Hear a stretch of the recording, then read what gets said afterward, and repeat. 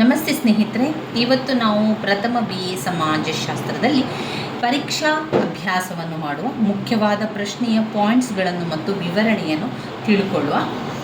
Block 1ರಲ್ಲಿ ಕೆಲವೊಂದು ಮುಖ್ಯವಾದ ಪ್ರಶ್ನೆಗಳಿದೆ, ಬ್ಲಾಕ್ 2ರಲ್ಲಿ ಹಾಗೆ 3, 4 ಎಲ್ಲದರಲ್ಲೂ ಕೂಡ ನಾವೇನು ಮಾಡಬೇಕು, ಮೊದಲಿಗೆ 15 ಅಂಕದ ಪ್ರಶ್ನೆಗಳನ್ನು ಆಯ್ಕೆ ಮಾಡಿಕೊಳ್ಬೇಕು. ಅದಾದ ನಂತರ 2 15 ಅಂಕದ ಪ್ರಶ್ನೆ, 2 10 ಅಂಕದ ಪ್ರಶ್ನೆ, 2 5 ಅಂಕದ ಪ್ರಶ್ನೆಗಳನ್ನು ಆಯ್ಕೆ ಮಾಡಿಕೊಂಡು ಓದ್ಕೊಂಡ್ರೆ ನಮಗೆ ಎಲ್ಲ ಕೂಡ ಕವರ್ ಮಾಡಲಿಕ್ಕೆ ಸಾಧ್ಯ ಆಗ್ತದೆ. ಹಾಗೆ ಎಲ್ಲವನ್ನು ಕೂಡ ಓದ್ಕೊಂಡ ಹಾಗೆ ಆಗ್ತದೆ. ಅವ್ರೇನು ಮಾಡ್ತಾರೆ, 4 ಬ್ಲಾಕಿನಿಂದಲೂ ಕೂಡ ಆಯ್ಕೆಗಳನ್ನು ಮಾಡಿಕೊಡೋದ್ರಿಂದ ನಾವು ಆದಷ್ಟು ಈ ರೀತಿಯಾಗಿ ಮಾಡಿಕೊಂಡು ಓದ್ಕೊಂಡ್ರೆ ತುಂಬಾ ನಮಗೆ ಸಹಾಯ ಆಗ್ತದೆ. ಓದ್ಕೊಳ್ಳಿಕ್ಕೂ ಕೂಡ ಅನುಕೂಲ ಆಗ್ತದೆ, ಓದಿದ್ದು ನೆನಪಲ್ಲಿ ಉಳಿಲಿಕ್ಕೂ ಕೂಡ ಸಹಾಯ ಆಗ್ತದೆ. ಇವತ್ತು ನಾವು ಮೂಲ ಪುರುಷರ ಬಗ್ಗೆ ತಿಳ್ಕೊಳ್ಳುವ. ಮೂಲ ಪುರುಷರು ಏನೆನ್ನುತ್ತಾರೆ ಎನ್ನುವಂಥದ್ದನ್ನು ತಿಳ್ಕೊಳ್ಳುವ. ಪುಟ ಸಂಖ್ಯೆ 40ರಲ್ಲಿದೆ ನೋಡಿ.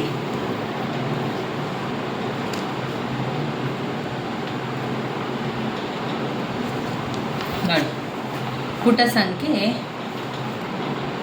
40ರಲ್ಲಿ ಮೂಲ ಪುರುಷರು ಅವರ ಬಗ್ಗೆ ಇದೆ. ಮೂಲ ಪುರುಷರು ಅಂದರೆ ಯಾರು? Auguste Comte, Herbert Spencer, Emile Durkheim, Karl Marx, Max Weber ಇವರೆಲ್ಲರೂ ಕೂಡ ಸಮಾಜಶಾಸ್ತ್ರಜ್ಞರು ಯಾವ ರೀತಿಯ ಸಿದ್ಧಾಂತಗಳನ್ನೆಲ್ಲ ಮಾಡಿದ್ದಾರೆ ಎನ್ನುವಂಥದ್ದನ್ನು ನಾವು ತಿಳ್ಕೊಳ್ಬೇಕು.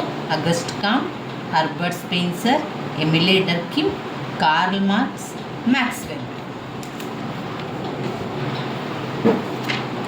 ಮೊದಲಿಗೆ ನಾವು ಓದ್ಕೊಳ್ಬೇಕಾಗಿರುವಂಥದ್ದು ಅಗಸ್ಟ್ ಕಾಮ್ಟ್ರವರ ಸಿದ್ಧಾಂತ. ಅವರ ಒಂದು 3 ಮುಖ್ಯವಾದ ಸಿದ್ಧಾಂತ ತುಂಬಾ ವೆರಿ ಇಂಪಾರ್ಟೆಂಟ್ ಆಗಿರುವಂತಹ ಒಂದು ಪ್ರಶ್ನೆ. ಅಗಸ್ಟ್ ಕಾಮ್ಟ್ರವರ ಸಿದ್ಧಾಂತಗಳು.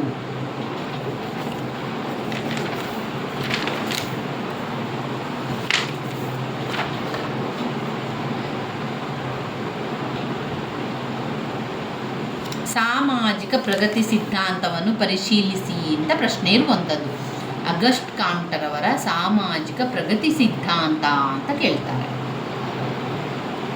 ಆಗ ನಾವು ಮುಖ್ಯವಾಗಿ 3 ಸಿದ್ಧಾಂತಗಳಿದೆ. ಮುಖ್ಯವಾಗಿ ಅಗಸ್ಟ್ ಕಾಮ್ಟ್ರವರು ಹೇಳಿರುವ ಸಿದ್ಧಾಂತ.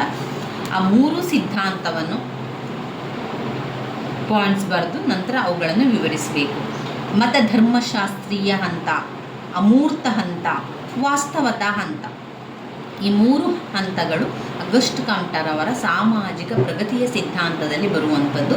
ಮತಧರ್ಮಶಾಸ್ತ್ರೀಯ ಹಂತ, ಅಮೂರ್ತ ಹಂತ ಮತ್ತು ವಾಸ್ತವತಾ ಹಂತ. ಅಗಸ್ಟ್ ಕಾಮ್ಟ್ರವರು ಸಮಾಜಶಾಸ್ತ್ರಜ್ಞರು. ಎಲ್ಲಿ ಸಮಾಜಶಾಸ್ತ್ರಜ್ಞರು? ಫ್ರಾನ್ಸಿನ ಸಮಾಜಶಾಸ್ತ್ರಜ್ಞರು. ಅಗಸ್ಟ್ ಕಾಮ್ಟ್ರವರು ಫ್ರಾನ್ಸಿನ ಸಮಾಜಶಾಸ್ತ್ರಜ್ಞರು. ಇವರು ಸಮಾಜಶಾಸ್ತ್ರದ ಪಿತಾಮಹರೆಂದು ಪರಿಗಣಿಸಲಾಗಿದೆ. ಸಮಾಜಶಾಸ್ತ್ರದ ಪಿತಾಮಹ ಯಾರು? ಅಗಸ್ಟ್ ಕಾಮ್ಟ್. ಅಗಸ್ಟ್ ಕಾಮ್ಟ್ರವರು ಸಮಾಜಶಾಸ್ತ್ರದ ಪಿತಾಮಹ. ಅವರು ಹೊಸ ವಿಜ್ಞಾನವನ್ನು ಸಾಮಾಜಿಕ ಭೌತಶಾಸ್ತ್ರವೆಂದು ಮೊದಲಿಗೆ ಕರೆದಿದ್ದರು. ಆದರೆ ಅಡಲ್ಫ್ ಕ್ಯೂಟಿಲೇಟ್ ಸಂಖ್ಯಾಶಾಸ್ತ್ರದ ವಿಜ್ಞಾನವನ್ನು ಪ್ರಾರಂಭಿಸಿದ ಬೆಲ್ಜಿಯನ್ ಭೌತಿಕ ವಿದ್ವಾಂಸ ಎಂಬುವರು ಮೊದಲೇ ಈ ಪದವನ್ನು ಬಳಸಿರುವುದು ಗೊತ್ತಾದ ಮೇಲೆ ಅದನ್ನು ಕೈಬಿಟ್ಟರು. ಸಾಮಾಜಿಕ ಭೌತಶಾಸ್ತ್ರ ಅಂತ ಇತ್ತು, ಆದರೆ ಅದನ್ನು ಮೊದಲೇ ಅದನ್ನು ಬಳಸಿದ್ದಾರೆ ಎನ್ನುವಂಥದ್ದನ್ನು ಅಗಸ್ಟ್ ಕಾಮ್ಟ್ರವರು ತಿಳಿದ ನಂತರ ಆ ಒಂದು ಹೆಸರನ್ನು ಕೈಬಿಟ್ಟು ಅಗಸ್ಟ್ ಕಾಮ್ಟ್ರವರು ಹೊಸ ವಿಜ್ಞಾನವನ್ನು ಅದರಲ್ಲಿ ಸೋಷಿಯಾಲಜಿ ಎಂಬುದಾಗಿ ಕರೆದರು. ಈ ಒಂದು ಸಮಾಜದ ವಿಷಯಕ್ಕೆ ಸಂಬಂಧಪಟ್ಟಂತೆ ಸೋಷಿಯಾಲಜಿ, ಸೋಷಿಯಸ್ ಮತ್ತು ಲೋಗಸ್ ಎಂಬ 2 ಪದಗಳಿಂದ ಬಂದುದಾಗಿದೆ. ಅದು ಸಮಾಜ ವಿಜ್ಞಾನ ಎನ್ನುವಂಥ ಅರ್ಥವನ್ನು ಕೂಡ ಕೊಡ್ತದೆ. ಅಗಸ್ಟ್ ಕಾಮ್ಟ್ರವರ ಮೊದಲಿನ ಶೈಕ್ಷಣಿಕ ವೃತ್ತಿಯು ತನ್ನ ಗುರುವಾದ ಸೈಂಟ್ ಸೈಮನ್ ಅವರಿಂದ ಪ್ರಭಾವಿತಗೊಂಡಿದೆ. ಅಗಸ್ಟ್ ಕಾಮ್ಟ್ರವರು ತಮ್ಮ ಒಂದು ಹೊಸ ವಿಜ್ಞಾನಕ್ಕೆ ಮೊದಲು ಸಾಮಾಜಿಕ ಭೌತಶಾಸ್ತ್ರ ಎಂದು ಹೆಸರಿಟ್ಟು ನಂತರ ಅವರಿಗೆ ಗೊತ್ತಾಯಿತು ಈ ಹೆಸರನ್ನು ಈಗಾಗಲೇ ಉಪಯೋಗಿಸಿಕೊಂಡಿದ್ದಾರೆ, ನಾನು ಬೇರೆ ಹೆಸರನ್ನು ಕೊಡಬೇಕು ಅಂತ ಹೇಳಿ ಅಗಸ್ಟ್ ಕಾಮ್ಟ್ರವರು ಏನು ಮಾಡ್ತಾರೆ, ತಮ್ಮ ವಿಜ್ಞಾನಕ್ಕೆ ಸೋಷಿಯಾಲಜಿ ಎಂದ ಹೆಸರನ್ನು ಕೊಡ್ತಾರೆ. ಸೋಷಿಯಾಲಜಿ ಅಂತ ಹೆಸರು ಕೊಟ್ಟ ನಂತರ ಅವರು ಹೇಳ್ತಾರೆ, ಅಗಸ್ಟ್ ಕಾಮ್ಟರ್ ಅವರು 2 ಕ್ರಾಂತಿಯನ್ನು ಕಣ್ಣಾರೆ ನೋಡಿದವರಾಗಿದ್ದಾರೆ. ಅಗಸ್ಟ್ ಕಾಮ್ಟರ್ ಅವರು ನೋಡಿರುವಂತಹ 2 ಕ್ರಾಂತಿಗಳು, ಒಂದು ಫ್ರಾನ್ಸಿನ ಕ್ರಾಂತಿ, ಇನ್ನೊಂದು ಕೈಗಾರಿಕಾ ಕ್ರಾಂತಿ. ಫ್ರಾನ್ಸಿನ ಕ್ರಾಂತಿ ಮತ್ತು ಕೈಗಾರಿಕಾ ಕ್ರಾಂತಿಯನ್ನು ಅಗಸ್ಟ್ ಕಾಮ್ಟರ್ ಅವರು ಕಣ್ಣಾರೆ ಕಂಡಂತಹ 2 ಕ್ರಾಂತಿಗಳಾಗಿದೆ. ಪಾಶ್ಚಾತ್ಯ ಸಮಾಜದಲ್ಲಿ ಮಹಾ ವಿಪ್ಲವವನ್ನು ಸೃಷ್ಟಿಸಿರುವಂತಹ ಫ್ರಾನ್ಸಿನ ಕ್ರಾಂತಿ ಮತ್ತು ಕೈಗಾರಿಕಾ ಕ್ರಾಂತಿಯು ಫ್ರಾನ್ಸಿನಲ್ಲಿನ ಸಾಂಪ್ರದಾಯಿಕ ಸಮಾಜದ ವಿನಾಶವನ್ನು ಹಾಗೂ ಪ್ರಜಾಪ್ರಭುತ್ವ ಸಮಾಜದ ಸ್ಥಾಪನೆಯನ್ನು ಒಂದು ಕ್ರಾಂತಿ ಸೃಷ್ಟಿಸಿದರೆ ಇನ್ನೊಂದು ಜನರ ಜೀವನದ ವಿಧಾನದಲ್ಲಿ ಬದಲಾವಣೆ ತಂದು ಯಾಂತ್ರಿಕ ಉತ್ಪಾದನೆ, ಔದ್ಯಮಿಕ ವ್ಯವಸ್ಥೆ ದಾರಿ ಮಾಡ್ತದೆ. ಫ್ರಾನ್ಸಿನ ಕ್ರಾಂತಿ ಮತ್ತು ಕೈಗಾರಿಕಾ ಕ್ರಾಂತಿ 2 ಕ್ರಾಂತಿಗಳನ್ನು ಕಣ್ಣಾರೆ ಕಂಡಂತಹ ಅಗಸ್ಟ್ ಕಾಮ್ಟ್, 2 ಕ್ರಾಂತಿಗಳು ಪಾಶ್ಚಾತ್ಯ ಸಮಾಜದಲ್ಲಿ ಮಹಾವಿಪ್ಲವವನ್ನು ಸೃಷ್ಟಿಸಿದೆ, ಫ್ರಾನ್ಸ್ನಲ್ಲಿನ ಸಾಂಪ್ರದಾಯಿಕ ಸಮಾಜದ ವಿನಾಶವನ್ನು ಹಾಗೂ ಒಂದು ಪ್ರಜಾಪ್ರಭುತ್ವ ಸಮಾಜದ ಸ್ಥಾಪನೆಯನ್ನು ಒಂದು ಕ್ರಾಂತಿ ಸೃಷ್ಟಿಸಿದೆ ಅಂತಲೇ ಹೇಳ್ಬೋದು. ಅಗಸ್ಟ್ ಕಾಮ್ಟರ್ ಅವರು 2 ಕಣ್ಣಾರೆ ಕಂಡಂತಹ ಕ್ರಾಂತಿಯೇ ಫ್ರಾನ್ಸಿನ ಕ್ರಾಂತಿ ಮತ್ತು ಕೈಗಾರಿಕಾ ಕ್ರಾಂತಿ.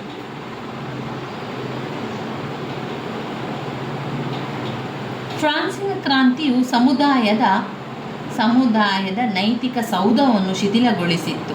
ಕೈಗಾರಿಕಾ ಕ್ರಾಂತಿಯು ಪರಾಕಾಷ್ಠೆಯ ಬಡತನ, ನಗರದ ಕೊಳಗೇರಿಗಳು, ಬಡವರನ್ನು ಶೋಷಿಸುವಂತಹ ಬಂಡವಾಳಶಾಹಿ ವರ್ಗದ ಉಗಮ ತರ್ತದೆ. ಈ ಪ್ರಮಾಣದಲ್ಲಿ ಗ್ರಾಮೀಣ ಪ್ರದೇಶದಿಂದ ಉದ್ಯೋಗರಹಿತ ರೈತರು ನಗರಗಳಲ್ಲಿ ಅವಕಾಶಗಳಿಗಾಗಿ ಹುಡುಕಿಕೊಂಡು ವಲಸೆಯನ್ನು ಹೋಗುವಂತಾಯಿತು. ಇದಕ್ಕೆ ಕೃಷಿ ವ್ಯವಸ್ಥೆಯು ಮುರಿದು ಬಿದ್ದದ್ದೇ ಕಾರಣವಾಗಿದೆ. ತನ್ನ ಸುತ್ತಮುತ್ತಲಿನ ಅವ್ಯವಸ್ಥೆಗೆ ಅಗಸ್ಟ್ ಕಾಮ್ಟರ್ ಅವರು ಸಾಕ್ಷಿಯಾಗಿದ್ದರು. ಇನ್ನು ಅಗಸ್ಟ್ ಕಾಮ್ಟರ್ ಅವರ ಪ್ರಕಾರ ಅಗಸ್ಟ್ ಕಾಮ್ಟರ್ ಅವರ ಕ್ರಾಂತಿಗಳ ಕಾರಣದಿಂದಾಗಿ ಸಾಮಾಜಿಕ ಅವ್ಯವಸ್ಥೆ ಉಂಟಾಗಿ ಸಮಾಜಶಾಸ್ತ್ರವೆಂಬ ಹೊಸ ಶಾಖೆ ತನ್ನ ಜನ್ಮವನ್ನು ಪಡೆಯುತ್ತದೆ. ಸಮಾಜದಲ್ಲಿನ ಹೊಸ ವ್ಯವಸ್ಥೆಯ ಸ್ಥಾಪನೆಗೆ ಹೊಸ ವಿಜ್ಞಾನ ಸೃಷ್ಟಿಸಿದ ಜೊತೆಗೆ ಹೆಸರನ್ನು ನೀಡಿದ ಗೌರವವು ಅಗಸ್ಟ್ ಕಾಮ್ಟರ್ ಅವರಿಗೆ ಸಲ್ಲುತ್ತದೆ. ಸಮಾಜವನ್ನು ವೈಜ್ಞಾನಿಕವಾಗಿ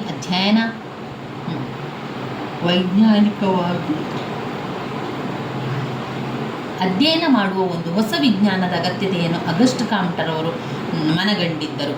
ವೈಜ್ಞಾನಿಕ ನಿಯಮಗಳ ಆಧಾರದ ಮೇಲೆ ಸಮಾಜಶಾಸ್ತ್ರಜ್ಞರು ಸಮಾಜದ ಜ್ಞಾನವನ್ನು ನೀಡಬಲ್ಲರು. ಸಮುದಾಯದ ಕಲ್ಯಾಣಕ್ಕೆ ಕೊಡುಗೆ ನೀಡಲು ಅವರು ಸಹಾಯ ಮಾಡ್ತಾರೆ. ಅಗಸ್ಟ್ ಕಾಮ್ಟರ್ ಅವರನ್ನು ಸಾಮಾಜಿಕ ಕರ್ತರೆಂದು ಕರೆಯುತ್ತಾರೆ. ಮಾನವ ಸೃಷ್ಟಿಸಿದ ಸಮಸ್ಯೆಗಳಿಗೆ ಪರಿಹಾರಗಳನ್ನು ನೀಡುವ ಉದ್ದೇಶ ಮತ್ತು ವ್ಯವಸ್ಥೆಯ ಸೃಷ್ಟಿಗೆ ಸಹಾಯ ಮಾಡುವ ಉದ್ದೇಶ ಅವರದ್ದಾಗಿರುತ್ತದೆ. ಸಮಾಜದ ಒಳಿತಿಗೆ ಮತ್ತು ಕಲ್ಯಾಣಕ್ಕೆ ನಿಯಮಗಳನ್ನು ಅರ್ಥ ಮಾಡಿಕೊಂಡು ಭವಿಷ್ಯದಲ್ಲಾಗುವ ಘಟನೆಗಳನ್ನು ಗ್ರಹಿಸಿ ಮಾನವ ನಡವಳಿಕೆಯನ್ನು ನಿಯಂತ್ರಿಸುವುದರ ಮೂಲಕ ಸಮಾಜಶಾಸ್ತ್ರಜ್ಞರ ಕೊಡುಗೆ ನೀಡಬೇಕೆಂದು ವಾದಿಸುತ್ತಾರೆ. ಅಗಸ್ಟ್ ಕಾಮ್ಟರ್ ಅವರು 3 ಹಂತಗಳ ನಿಯಮವನ್ನು ಮಾಡ್ತಾರೆ. ಸಾಮಾಜಿಕ ರಚನೆಯ 3 ಹಂತಗಳ ನಿಯಮ. ಮೊದಲಿಗೆ ಆಗಿರುವಂಥದ್ದು ಕ್ರಾಂತಿ. ಫ್ರಾನ್ಸಿನ ಕ್ರಾಂತಿ ಮತ್ತು ಕೈಗಾರಿಕಾ ಕ್ರಾಂತಿಯನ್ನು ಕಣ್ಣಾರೆ ಕಂಡವರು ಅಗಸ್ಟ್ ಕಾಮ್ಟರ್ ಅವರು. ಈ ಅಗಸ್ಟ್ ಕಾಮ್ಟರ್ ಅವರು ತಮ್ಮ ಸಾಂಪ್ರದಾಯಿಕ ಸಮಾಜ ವಿನಾಶವನ್ನಾಗುವಂಥದ್ದು, ಪ್ರಜಾಪ್ರಭುತ್ವ ಸಮಾಜ ಸ್ಥಾಪನೆಯಾಗಬೇಕಂದುಕೊಳ್ಳುವಂಥದ್ದು ಎಲ್ಲವೂ ಕೂಡ ಬದಲಾವಣೆ ಆಗ್ತಾ ಇರುವಂಥದ್ದನ್ನು ಕಾಣ್ಬೋದು.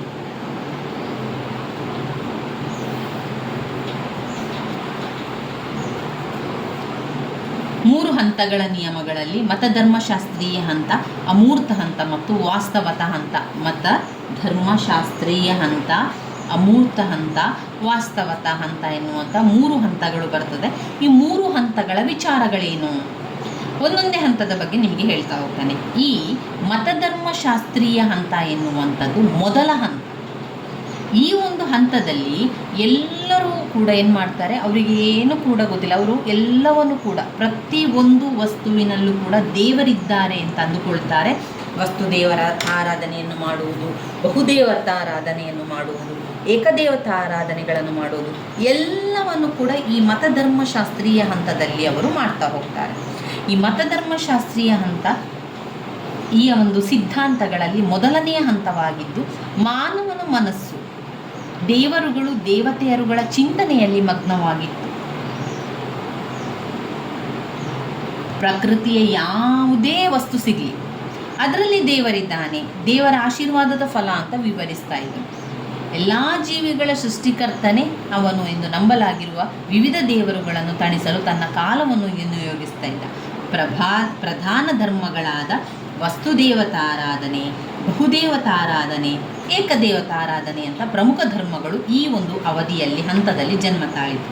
ಮತಧರ್ಮಶಾಸ್ತ್ರೀಯ ಹಂತ ಯಾರದನ್ನು ಮಾಡಿದರು ಅಂತ ಹೇಳಿದರೆ, ಮತಧರ್ಮಶಾಸ್ತ್ರೀಯ ಹಂತದಲ್ಲಿದ್ದವರು ಪುರೋಹಿತರು ಮತ್ತು ಸೈನಿಕರು ಪ್ರಭುತ್ವವನ್ನು ಸಾಧಿಸಿದರು. ಪುರೋಹಿತರು ಮತ್ತು ಸೈನಿಕರು ಪ್ರಭುತ್ವವನ್ನು ಸಾಧಿಸಿದರು. ಇನ್ನು ಎರಡನೆಯದು ಅಮೂರ್ತ ಹಂತ. ಅಮೂರ್ತ ಹಂತದಲ್ಲಿ ಚರ್ಚ್ಮ್ಯಾನ್ ಮತ್ತು ವಕೀಲರು ಪ್ರಭುತ್ವವನ್ನು ಸಾಧಿಸ್ತಾರೆ. ಈ ಅಮೂರ್ತ ಹಂತದಲ್ಲಿ ಮುಂದಿನ ಹಂತವಾಗಿ ಬರ್ತದೆ ಎರಡನೇ ಹಂತ. ಈಗ ಅವರಿಗೆ ಸ್ವಲ್ಪ ಅರಿವಾಗಲಿಕ್ಕೆ ಆರಂಭವಾಯಿತು, ದೇವರ ಬಗ್ಗೆ ತಿಳ್ಕೊಳ್ಳಿಕ್ಕೆ ಆರಂಭವಾಯಿತು. ಇಲ್ಲಿ ಮಾನವನ ಮನಸ್ಸು ಒಂದು ಅತಿಮಾನುಷ ಶಕ್ತಿಯ ಪರಿಣಾಮವಾಗಿ ಎಲ್ಲದರಲ್ಲೂ ದೇವರಿದ್ದಾನೆ ಎಂಬ ಮನಸ್ಥಿತಿ ಇದ್ದುದಾಗಿದೆ. ಮಾನವನು ತತ್ವಶಾಸ್ತ್ರವನ್ನು ಪ್ರಾರಂಭಿಸಿ ಮತ್ತು ಜೀವನದ ಅರ್ಥದ ಬಗ್ಗೆ ಚಿಂತಿಸಿ ಧಾರ್ಮಿಕ ವಿಚಾರಗಳಲ್ಲಿ ಸುಧಾರಣೆ ಆರಂಭಗೊಂಡ. ಮೊದಲ ಹಂತದಲ್ಲಿ, ಮತಧರ್ಮಶಾಸ್ತ್ರೀಯ ಹಂತದಲ್ಲಿ, ಅವನು ಯಾವ ರೀತಿ ಪೂಜೆ ಮಾಡ್ತಾ ಇದ್ರೆ ಅಂದರೆ, ಒಂದು ಕಲ್ಲಿನಲ್ಲಿ ಕೂಡ ದೇವರಿದ್ದಾನೆ, ಒಂದು ಪ್ರಕೃತಿಯಲ್ಲಿ ಕೂಡ ದೇವರಿದ್ದಾನೆ, ಪ್ರತಿಯೊಂದು ವಸ್ತುವಿನಲ್ಲಿ ದೇವರಿದ್ದಾನೆ ಅಂತ ಮಾಡಿದ. ಎರಡನೇ ಹಂತದಲ್ಲಿ ಅವನು ಎಲ್ಲದರಲ್ಲೂ ಕೂಡ ದೇವರಿದ್ದಾನೆ ಎನ್ನುವ ಮನಸ್ಥಿತಿ ಇದ್ದು ಅವನಿಗೆ ಗೊತ್ತಿದೆ. ಈಗ ಎಲ್ಲದರಲ್ಲೂ ದೇವರಿಲ್ಲ, ಕೆಲವೊಂದರಲ್ಲಿ ಮಾತ್ರ ಇರುವಂಥದ್ದು ಅಂತ ಅವನಿಗೆ ಗೊತ್ತಾಗಲಿಕ್ಕೆ ಆರಂಭ ಆಯಿತು. ಮೂರನೆಯದಾಗಿ ವಾಸ್ತವತ ಅಂತ. ಅಂದರೆ ವಾಸ್ತವವಾಗಿ ಅವನು ಯೋಚನೆ ಮಾಡಲಿಕ್ಕೆ ಆರಂಭ ಮಾಡಿದ. ಇದು ಸೃಷ್ಟಿಯ ಪ್ರತಿಯೊಂದು ವಿಚಾರಗಳು ವೈಜ್ಞಾನಿಕ ನಿಯಮಗಳ ಸಹಾಯದೊಂದಿಗೆ ವಿವರಿಸಿದ. ಇನ್ನು ಆ ವಾಸ್ತವತ ಹಂತದಲ್ಲಿ ಅವರು ವಾಸ್ತವವಾಗಿ ಯೋಚನೆ ಮಾಡಲಿಕ್ಕೆ ಆರಂಭ ಮಾಡಿದ ಕಾರಣ ಅಲ್ಲಿ ಮುಖ್ಯವಾಗಿ ಕೈಗಾರಿಕೋದ್ಯಮಗಳು ಮತ್ತು ವಿಜ್ಞಾನಿಗಳು ಪ್ರಭುತ್ವವನ್ನು ಸಾಧಿಸ್ತಾರೆ. ವೈಜ್ಞಾನಿಕ ನಿಯಮಗಳನ್ನು ಆಲೋಚನೆ ಮಾಡಲಿಕ್ಕೆ ಆರಂಭ ಮಾಡಿದ್ದು. ಇದು ಅಗಸ್ಟ್ ಕಾಮ್ಟರವರ ಸಾಮಾಜಿಕ ಪ್ರಗತಿಯ ಸಿದ್ಧಾಂತದ ವಿಚಾರಗಳಾಗಿದೆ.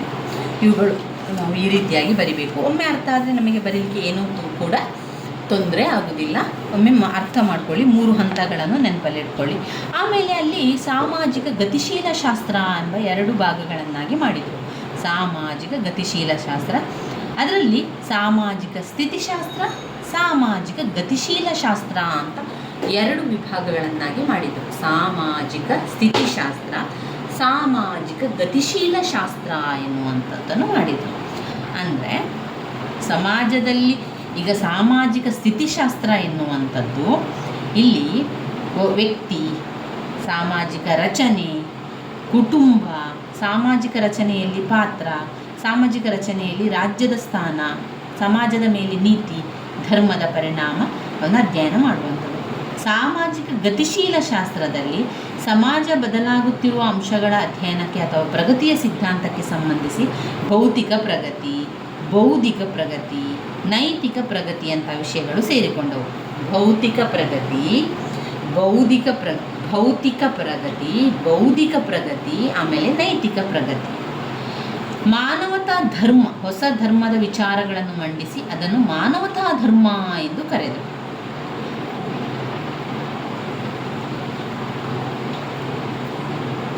ವಾಸ್ತವತಾ ಸಮಾಜ ಎಂದು ಕೂಡ ಕರೀತಾರೆ. ಹೊಸ ಸಮಾಜವನ್ನು ವಾಸ್ತವತಾ ಸಮಾಜ, ಹೊಸ ಧರ್ಮವನ್ನು ಮಾನವತಾ ಧರ್ಮ, ಹೊಸ ಸಮಾಜವನ್ನು ವಾಸ್ತವತಾ ಸಮಾಜ ಎಂದು ಕರೆದರು. ಚಾಲ್ತಿಯಲ್ಲಿರುವಂಥ ವಿಚಾರಗಳಿಗೆ ವಿರುದ್ಧವಾಗಿ ಹೋದಂಥ ಅಗಸ್ಟ್ ಕಾಮ್ಟರವರು ಸಮಾಜಶಾಸ್ತ್ರವು ಸಮಾಜದಲ್ಲಿ ಸಾಮಾಜಿಕ ವ್ಯವಸ್ಥೆ ಮತ್ತು ಸಾಮರಸ್ಯವನ್ನು ತಂದುಕೊಡುವಂಥ ಒಂದು ಹೊಸ ಮತ್ತು ಪರಿವರ್ತನಾಶೀಲ ವಿಜ್ಞಾನವಾಗಬೇಕೆಂದು ಬಯಸಿದ್ದರು. ಸಮಾಜಶಾಸ್ತ್ರ ಮಾತ್ರ ರಾಜಕೀಯ, ಆರ್ಥಿಕ, ಸಾಮಾಜಿಕ ಘಟನಾವಳಿಗಳನ್ನು ಐಕ್ಯಗೊಳಿಸಬಲ್ಲದು ಎಂದು ಭಾವಿಸಿದ್ದರು. ಇವಿಷ್ಟು ಅಗಸ್ಟ್ ಕಾಮ್ಟರವರ ವಿಚಾರದಲ್ಲಿ ಬರುವಂಥದ್ದು. ಅಗಸ್ಟ್ ಕಾಮ್ಟರವರ ಸಿದ್ಧಾಂತಗಳನ್ನೆಲ್ಲ ನಾವು ಕಲಿಯಲೇಬೇಕು. ಇದನ್ನು ಹೆಚ್ಚಾಗಿ ಕೇಳುವಂತಹ ಪ್ರಶ್ನೆ. ನೀವು ಮೂಲ ಪುರುಷರಲ್ಲಿ ಅವರೇನು ಮಾಡ್ತಾರೆ, ಹೆಚ್ಚಾಗಿ ಒಂದು 5 ಅಂಕದ ಪ್ರಶ್ನೆಯಾಗಿ, ಮತ್ತೊಂದು 10 ಅಥವಾ 15 ಅಂಕದ ಪ್ರಶ್ನೆಯಾಗಿ ಕೊಡ್ತಾರೆ. ಇಲ್ಲಿ Auguste Comte, Herbert Spencer, Emile Durkheim, Karl Marx, Max Weber 5 ಜನ ಸಮಾಜಶಾಸ್ತ್ರಜ್ಞರಿರುವುದರಿಂದ ನಾವು 5 ಜನ ಸಮಾಜಶಾಸ್ತ್ರಜ್ಞರ ಮುಖ್ಯವಾದಂಥ ಸಿದ್ಧಾಂತಗಳೇನು, ಅವರು ಹೇಳಿರುವಂಥ ಪಾಯಿಂಟ್ಸ್ಗಳೇನು ಅಂತ ಅರ್ಥ ಮಾಡಿಕೊಂಡ್ರೆ ಯಾರ ಒಂದು ಬಗ್ಗೆ ಬಂದರೂ ಕೂಡ ಬರಿತಾ ಹೋಗ್ಬೋದು ಸ್ನೇಹಿತರೆ. ನಾವೀಗ ಅಗಸ್ಟ್ ಕಾಮ್ಟರ್ ಅವರ ಬಗ್ಗೆ ತಿಳ್ಕೊಂಡೆವು. ಎರಡನೇದಾಗಿ ಹರ್ಬರ್ಟ್ ಸ್ಪೆನ್ಸರ್ ಅವರ ಬಗ್ಗೆ ತಿಳ್ಕೊಳ್ಳೋಣ. ಮತ್ತೊಬ್ಬ ಮುಂದಿನ ಸಿದ್ಧಾಂತಿ ಹರ್ಬರ್ಟ್ ಸ್ಪೆನ್ಸರ್ ಅವರು ಎಲ್ಲಿನ ಸಮಾಜಶಾಸ್ತ್ರಜ್ಞರು? ಅವರು ಹರ್ಬರ್ಟ್ ಸ್ಪೆನ್ಸರ್ ಅವರು ಬ್ರಿಟಿಷ್ ಸಮಾಜಶಾಸ್ತ್ರಜ್ಞರು. ಹರ್ಬರ್ಟ್ ಸ್ಪೆನ್ಸರ್ ಅವರು ದ ಸ್ಟಡಿ ಆಫ್ ಸೋಷಿಯಾಲಜಿ ಎಂಬ ತಮ್ಮ ಒಂದು ಗ್ರಂಥದಲ್ಲಿ ಯಾವುದೇ ಹಿಂಜರಿಕೆ ಇಲ್ಲದೆ ಸಮಾಜಶಾಸ್ತ್ರ ಎಂಬ ಪದವನ್ನು ಸ್ಪೆನ್ಸರ್ ಅವರು ಅಳವಡಿಸಿಕೊಂಡರು. ಸಮಾಜಗಳ ವಿಜ್ಞಾನವಾಗಿ ಹೊಸ ವಿಚಾರವನ್ನು ಅವರು ವ್ಯಾಖ್ಯಾನಿಸಿದ್ದಾರೆ. ಅಗಸ್ಟ್ ಕಾಮ್ಟರ್ ಅವರ ಚಿಂತನೆಗಳಿಗಿಂತಲೂ ಸ್ಪೆನ್ಸರ್ ಅವರ ಚಿಂತನೆಗಳು ಹೆಚ್ಚು ಸ್ಪಷ್ಟವಾಗಿದೆ. ಕುಟುಂಬ, ರಾಜಕೀಯ, ಧರ್ಮ, ಸಾಮಾಜಿಕ ನಿಯಂತ್ರಣ, ದುಡಿಮೆ ಅಧ್ಯಯನ ಸಮಾಜಶಾಸ್ತ್ರದ ವಸ್ತು ವಿಷಯಾಗಿದೆ ಎಂದು ಸ್ಪೆನ್ಸರ್ ಅವರು ಸ್ಪಷ್ಟವಾಗಿ ವ್ಯಾಖ್ಯಾನಿಸಿದ್ದಾರೆ. ಜೊತೆಗೆ ಅಧ್ಯಯನದ ಪ್ರಧಾನ ವಿಷಯಗಳಾಗಿ ಸಂಘಗಳು, ಸಮುದಾಯಗಳು, ಶ್ರಮ ವಿಭಜನೆ, ಸಾಮಾಜಿಕ ಭಿನ್ನತೆ ಅಧ್ಯಯನವನ್ನು ನಂತರ ಸ್ಪೆನ್ಸರ್ ಅವರು ಮಾಡಿದ್ದಾರೆ. ಅವರ ಒಂದು ಸಿದ್ಧಾಂತಗಳು ಈ ರೀತಿಯಾಗಿದೆ: ಜೈವಿಕ ಸಾದೃಶ್ಯತೆ, ವಿಕಾಸಾತ್ಮಕ ಸಿದ್ಧಾಂತ, ಸಾಮಾಜಿಕ ಡಾರ್ವಿನ್ವಾದ. ಜೈವಿಕ ಸಾದೃಶ್ಯತೆ, ವಿಕಾಸಾತ್ಮಕ ಸಿದ್ಧಾಂತ, ಜೈವಿಕ ಸಾದೃಶ್ಯತೆ, ವಿಕಾಸಾತ್ಮಕ ಸಿದ್ಧಾಂತ. 3 ಸಾಮಾಜಿಕ ಡಾರ್ವಿನ್ವಾದ. ಈ 3 ನಿಯಮಗಳನ್ನು ಮಾಡಿರುವಂಥದ್ದು. ಹರ್ಬರ್ಟ್ ಸ್ಪೆನ್ಸರ್ ಅವರ ಸಮಾಜಶಾಸ್ತ್ರವನ್ನು ಡಾರ್ವಿನ್ ಅವರ ಸಮಾಜಶಾಸ್ತ್ರವೆಂದು ಕೂಡ ಹಲವು ಸಂದರ್ಭಗಳಲ್ಲಿ ಟೀಕಿಸಿದ್ದಾರೆ. ಸಮಾಜಶಾಸ್ತ್ರಕ್ಕೆ ಸ್ಪೆನ್ಸರ್ ಅವರು ನೀಡಿರುವಂತಹ ಕೊಡುಗೆಗಳು 3 ಶೀರ್ಷಿಕೆಗಳಲ್ಲಿ ನಮೂದಿಸಿದೆ. 1 ಜೈವಿಕ ಸಾದೃಶ್ಯತೆ, 2 ಏಕಾತ್ಮಕ ಸಿದ್ಧಾಂತ, 3 ಸಾಮಾಜಿಕ ಡಾರ್ವಿನ್ವಾದ.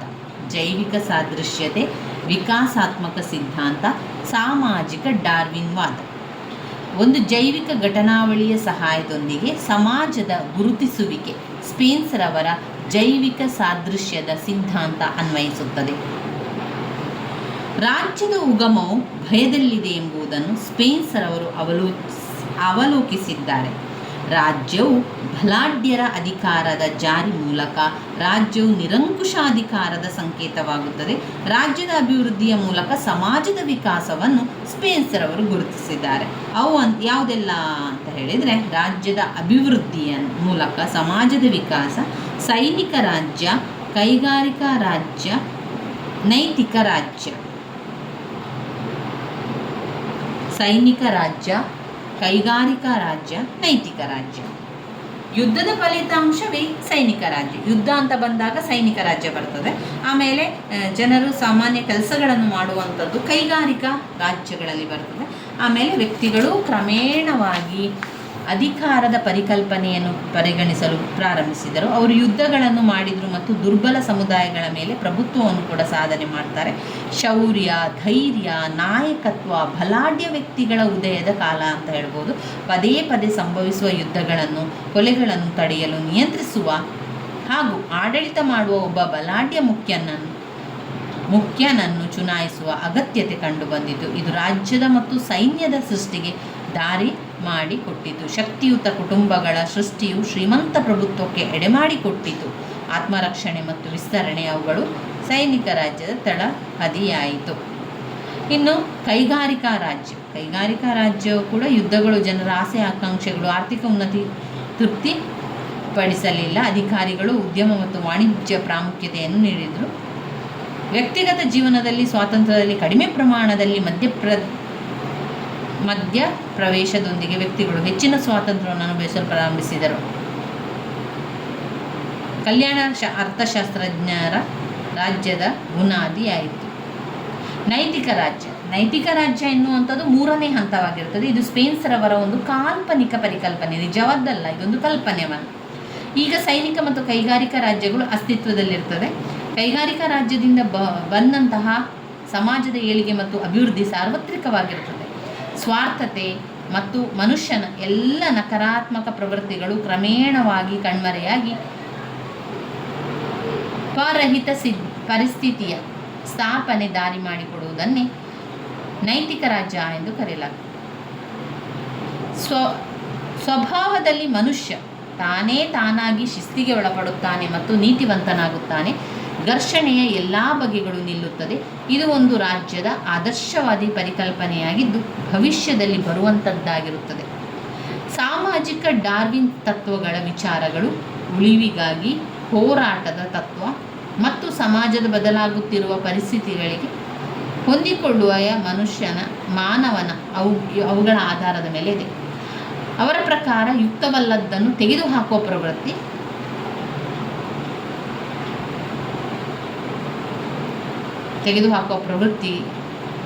ಇದೆ. ಈ ಮೂಲಕ ಯುಕ್ತವಾಗುವ ಮಾತ್ರ ಉಳಿದು ಸಮಾಜದಲ್ಲಿ ವಾಸಿಸುತ್ತದೆ.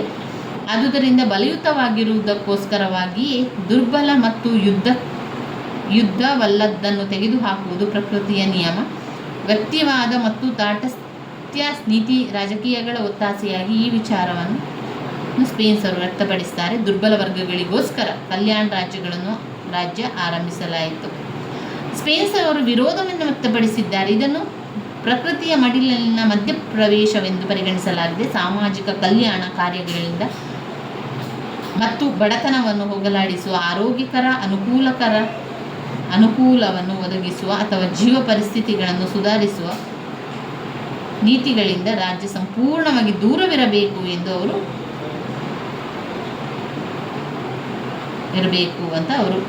ಬಯಸಿದರು. ಮನುಷ್ಯನಿಗಿಂತ ಪ್ರಕೃತಿ ಹೆಚ್ಚು ಬುದ್ಧಿವಂತವಾಗಿದೆ ಮತ್ತು ಪ್ರಕೃತಿಯ ವ್ಯವಸ್ಥೆಯೊಂದಿಗೆ ಮಧ್ಯಪ್ರವೇಶಿಸುವುದು ವಿನಾಶಕಾರ ದೋಷವಾಗುತ್ತದೆ. ಸ್ಪೇನ್ಸರವರು ಸಾಮಾಜಿಕ ಡಾರ್ವಿನ್ ವಾದವನ್ನು ಬೆಂಬಲಿಸುವುದಕ್ಕೆ ಹೆಚ್ಚಾಗಿ ಟೀಕೆ ಒಳಪಡಬೇಕಾಯಿತು. ಇವಿಷ್ಟು ಹರ್ಬರ್ಟ್ ಸ್ಪೇನ್ಸರ್ ಅವರ ಸಿದ್ಧಾಂತಗಳಲ್ಲಿ ಬರ್ತದೆ. ಇನ್ನು ಬರುವಂಥದ್ದು ಎಮಿಲೆ ಡರ್ಕಿಮ್ ಅವರ ಸಿದ್ಧಾಂತ. ಎಮಿಲೆ ಡರ್ಕಿಮ್ ಅವರ ಸಿದ್ಧಾಂತ ಕೂಡ ತುಂಬಾ ಮುಖ್ಯವಾಗಿರುವಂತಹ ಪ್ರಶ್ನೆಯಾಗಿದೆ. ಎಮಿಲೆ ಡರ್ಕಿಮ್ನ ಸಿದ್ಧಾಂತವನ್ನು ನಾವು ಮುಂದಿನ ವಿಡಿಯೋದಲ್ಲಿ ತಿಳ್ಕೊಳ್ಳುವ. ಈಗ ನಾವು ಮುಖ್ಯವಾಗಿರುವಂಥ 2 ಸಿದ್ಧಾಂತವನ್ನು ತಿಳ್ಕೊಂಡೆವು. ಅಗಸ್ಟ್ ಕಾಮ್ಟರ್ ಅವರ ಸಿದ್ಧಾಂತ ಮತ್ತು ಹರ್ಬರ್ಟ್ ಸ್ಪೇನ್ಸರ್ ಅವರ ಸಿದ್ಧಾಂತ. ಈ 2 ಸಿದ್ಧಾಂತಗಳನ್ನು ಓದ್ಕೊಳ್ಳಿ. ವೇರೆ ಇಂಪಾರ್ಟೆಂಟ್ ಆಗಿರುವಂಥ ಪ್ರಶ್ನೆಯಾಗಿದೆ ಸ್ನೇಹಿತರೆ. ನಿಮಗೆ ಅದು 15 ಅಂಕಕ್ಕೂ ಕೂಡ ಕೇಳ್ಬೋದು, 10 ಅಂಕಕ್ಕೂ ಕೂಡ ಕೇಳುವಂತಹ ಪ್ರಶ್ನೆಯಾಗಿದೆ. ನನ್ನ ವೀಡಿಯೋಸ್ ಎಲ್ಲ ನಿಮಗೆ ಇಷ್ಟ ಆಗಿದ್ದರೆ ಲೈಕ್ ಕೊಡಿ, ಶೇರ್ ಮಾಡಿ, ಸಬ್ಸ್ಕ್ರೈಬ್ ಮಾಡಲಿಕ್ಕೆ ಮರಿಬೇಡಿ. ಧನ್ಯವಾದಗಳು.